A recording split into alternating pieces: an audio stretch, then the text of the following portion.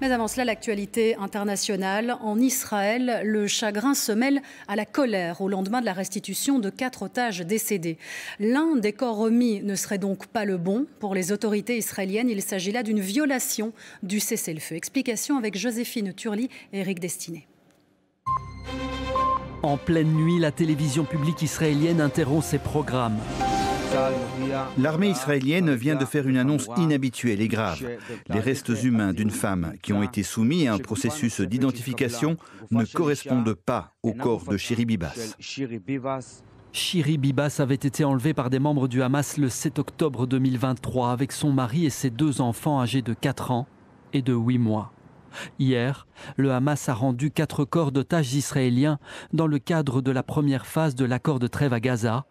La dépouille de Shiri Bibas aurait dû être restituée. Avec un cynisme inimaginable, ils n'ont pas rendu Shiri à ses petits-enfants, les petits anges, et ils ont au contraire placé le corps d'une femme de Gaza. Nous veillerons à ce que le Hamas paye le prix de cette violation cruelle et perverse de l'accord de trêve.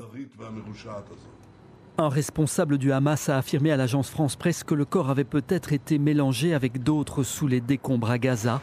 Il demande aussi la restitution de la dépouille.